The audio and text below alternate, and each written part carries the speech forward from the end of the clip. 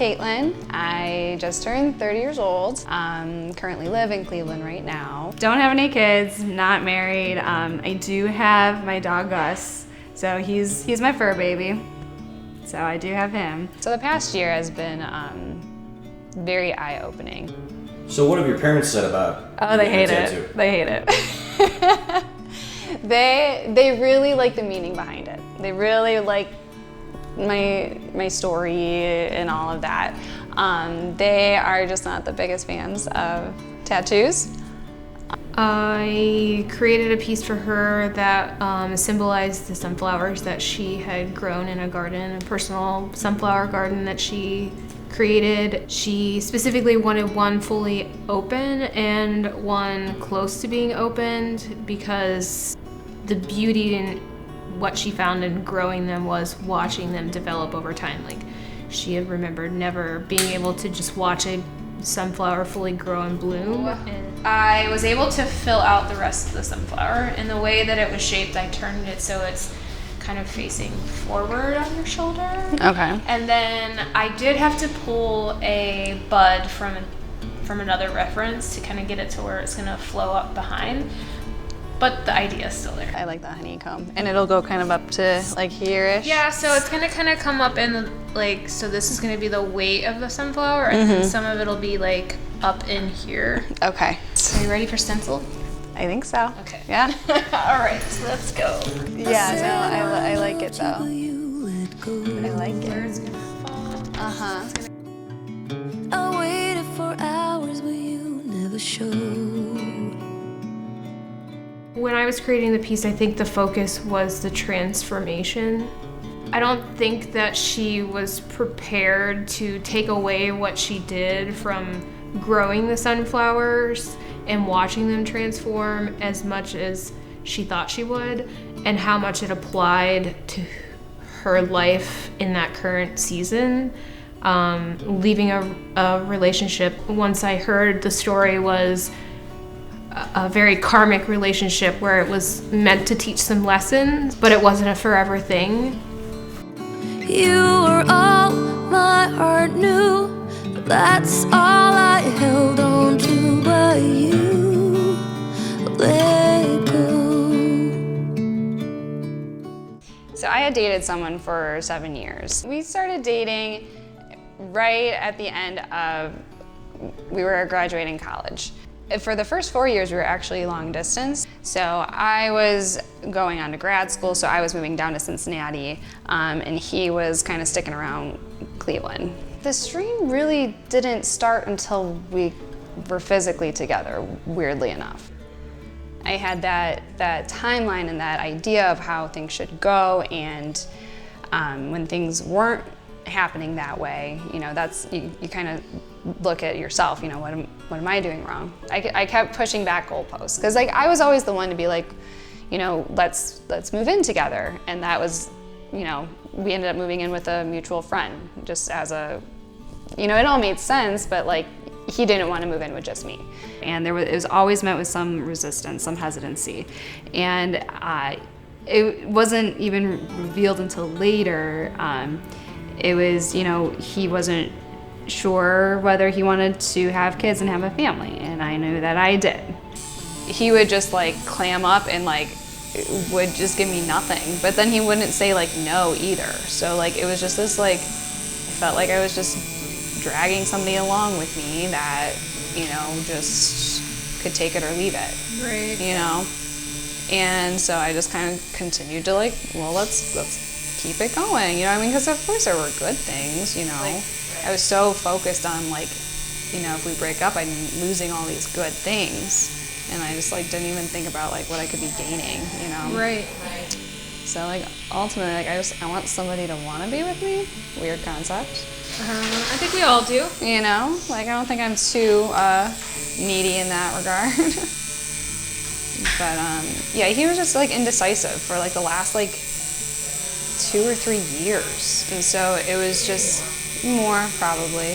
And so like I'm trying to find that line of being like not a crazy girlfriend, but like trying to figure out what the fuck we're doing, Yeah. you know? And everything would have been better if he would just have said no from the get-go. Like, no, I don't want kids. Done. You know, he just left it so open that I took that as an opportunity of, well, let's really explore this through. Like, I don't want to end something prematurely. I don't want to, you know. Yeah. Just a lot of false hope.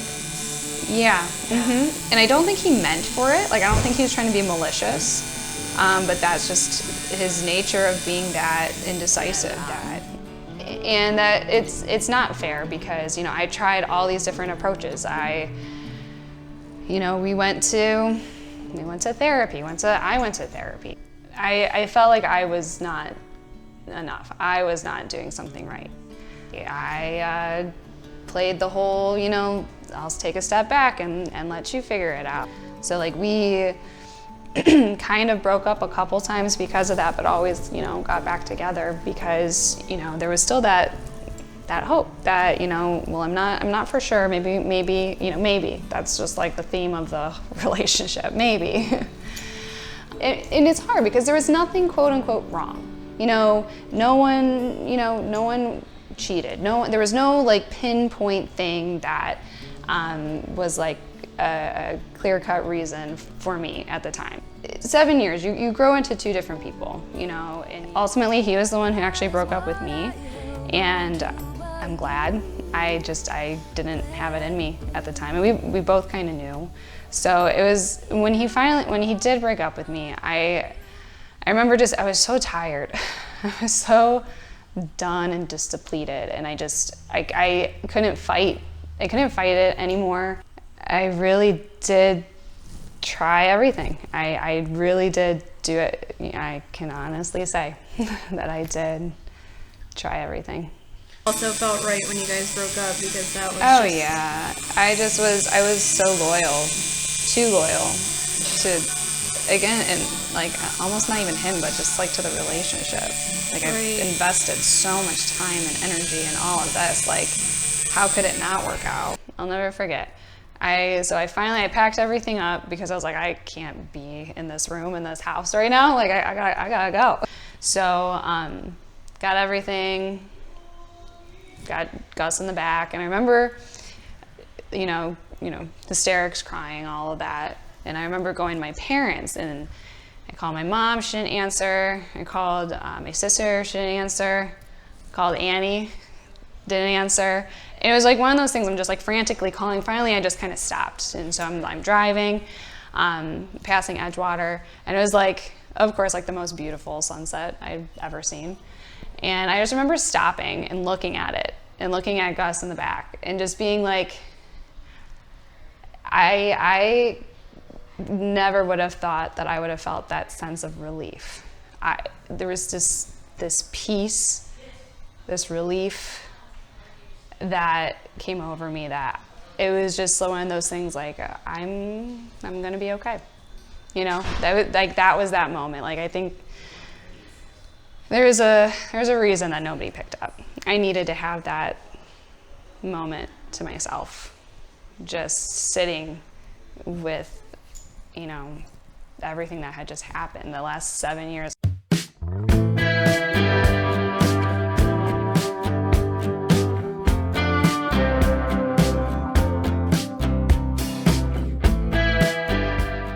I am glad that all happened though, because you're able to figure out who you're not at the end of the day, and that's, you know, really helpful in moving forward. And I just stopped thinking. I stopped overthinking. I just kind of did things, you know, little by little, things that I wanted to do. I didn't have to take another person into consideration for the first time in 7 years. And it taught me to be selfish in a way, in a healthy way, where, you know, little things that just made me happy. You know, I would take Gus on walks all the time. I would listen to music that I liked. You know, just really day-to-day things. Part of that was just me being overly concerned about, you know, him and the relationship. You know, it's not like he would never say, no, I can't do something. But just the little micro managing things along the way that you get trained in a way to be concerned for things that you really shouldn't be concerned about. You get used to things being a big deal when it shouldn't be a big deal. How he was with Gus was absolutely absurd. Like, he was helicopter dad with the dog. Just too much. I'm like, he's fun. Like, again, you're making things just like not fun. Like Imagine that with a real child. I know. It's such Everything a blessing. works out It's the such way a it blessing. should. We were not meant for each other. And I think that kind of goes into the whole sunflower thing too, because part of what I was doing last year, so especially with it being COVID, it's not like I could do a whole lot, which in a very selfish way I was okay with. I wasn't ready, you know what I mean, to put myself out there, and very, very vulnerable. I spent a lot of time with my friends, my family, Gus, and my plants. I did a lot of gardening, a lot of planting. And so I decided to grow a sunflower garden. And it was my first time. I had no idea what I was doing. I was kind of winging it, put some seeds in, and and it really took off. It was really, really awesome. I was like super, super invested in these sunflowers. They're my little babies, So when, watching them, grow, it was really cool. I've never seen sunflowers like grow from seeds all the way up. You always kind of see the end result, the big, beautiful, radiant, sunflower, which are gorgeous, I'll never forget the first bud that I saw. It was days before it opened, and it was the most beautiful looking flower. It just really resonated with me. Nobody ever talks about that part of it. No one is showcasing this closed sunflower. You're not ready, to reveal yourself. You're still in that transformative, healing, growing stage. So that really, I really liked that.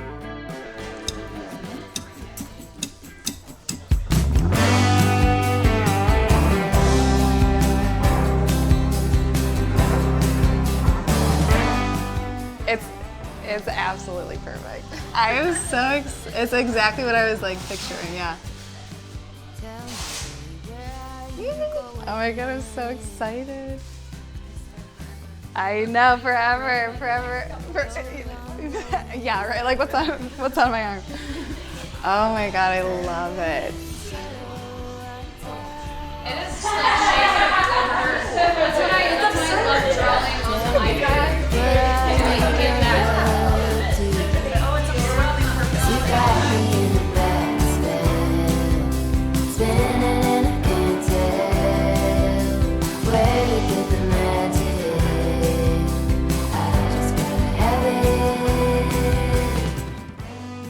Thank you so much. I've always wanted to have a piece done by you. I think you're an amazing artist, but just a very, very thoughtful, wholesome person who, the fact that you're putting all of this together just shows so much of your character. And I'm just so happy to be a part of it. So thank you. That's for sure. Thank you so much for being a part of this. Thank you so much. I can't even put into words how awesome this whole experience has been. So. Yes. That's what matters.